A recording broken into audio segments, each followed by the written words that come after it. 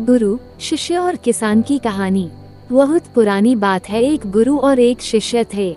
वे दोनों बनारस में रहते थे। एक दिन किसी कार्य उज्जैन जा रहे थे।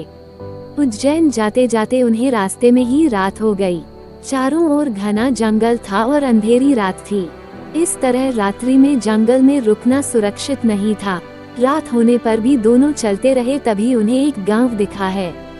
गुरु और शिष्य दोनों ही गांव में चले गए। गांव में उन्हें एक झोपड़ी दिखलाई दी। गुरु ने शिष्य से कहा कि आज हम इसी झोपड़ी में रुकेंगे। गुरु और शिष्य दोनों झोपड़ी में गए और झोपड़ी का दरवाजा खटखटाया। झोपड़ी से एक गरीब आदमी बाहर आया और गुरुजी उस व्यक्ति से बोले, हम दोनों बहुत दूर से आ रहे हैं और रात्रि अधिक हो गई है। जंगल में रहना खतरे से खाली नहीं है, इसलिए हम रात्रि में यहाँ रुकना चाहते हैं। वो व्यक्तिगत गरीब अवश्य था, किंतु दिल से बहुत नेक इंसान था। उसने सम्मान पूर्वक गुरु और शिष्य को झोपड़ी के अंदर बुलाया और उन्हें स्वादिष्ट भोजन करवाया और रात्रि में सोने के लिए बिस्तर भी लगा दिए। भोजन करने के पश्चात गुरुजी ने उस गरीब व्यक्ति से पूछा, तुम्हारा घर तो बहुत छोटा है, किंतु तुम दिल के बहुत धनवान हो।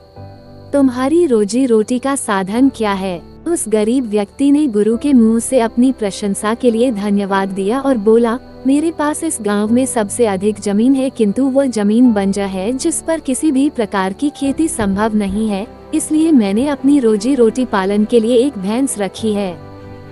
उसी भैंस का दूध और घी बेचकर मैं अपनी रोजी रोटी चलाता हूँ।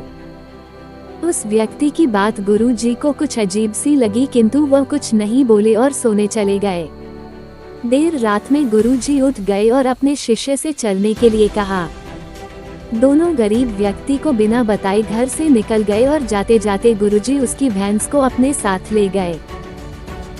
अपने गुरु का यह आचरण शिष्य को अच्छा नहीं लगा और वो बोला, गुरुजी, इस गरीब व्यक्ति के पास रोजी रोटी का यही एकमात्र साधन है। अगर हम इसे ले गए तो यह व्यक्ति अपनी रोजी रोटी कैसे चलाएगा? उद्धरण चिन्ह। अपने शिष्य की ऐसी बातें सुनकर गुरुजी मंद मंद मुस्कुराए और शिष्य से बोले, आज से ठीक 10 वर्ष पश्चात तुम इसी स्थान पर आना और इस व्यक्ति से फिर से मुलाकात करना। भोर होने के पहले ही गुरु और शिष्य भैंस लेकर उस गांव से बाहर निकल गए। धीरे धीरे कई वर्ष बीत गए। 10 वर्ष बीतने के पश्चात चेले को गुरुजी की बात याद आई कि उसे फिर से गरीब व्यक्ति के घर जाना है। शिष्य फिर से उसी गांव गया।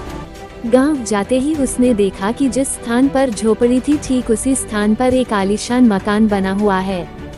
ये देखकर उसे बड़ा आश्चर्य हुआ। शिष्य मकान मालिक से मिलना चाहता था। जैसे ही शिष्य मकान के पास गया उसने उसी गरीब व्यक्ति को देखा, किंतु इस बार गरीब व्यक्ति बहुत अच्छे कपड़े पहने हुआ था और देखने में बहुत ही संपन्न प्रतीत हो रहा था। शिष्य उस व्यक्ति के पास पहुंचा और बोला, क्या आपने मुझे पहचाना? मैं वही बालक हूँ जो आज से 10 वर्ष पहले रात्रि हो जाने के कारण अपने गुरुजी के साथ आपके घर रुका था। / वो व्यक्ति झट से शिष्य की बातें सुनकर उसे पहचान गया और बोला, हाँ, मुझे बहुत अच्छे से याद है। उस रात्रि अगर आप लोग मेरी झोपड़ी में नहीं आए होते तो शायद आज भी मैं उसी दरिद्रता में जी रहा होता। उस रात आपके जाने के बाद मेरी भैंस भी कहीं चली गई थी और मेरी रोजी रोटी के लाले पड़ गए थे।